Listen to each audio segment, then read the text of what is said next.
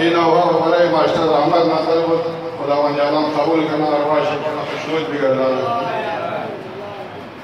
ای طفل شیر و خراب شاهزاده صغر من، ای طفل شیر و خراب شاهزاده صغر من، ای طفل شیر و خراب شاهزاده صغر من، ای طفل شیر و خراب شاهزاده صغر من.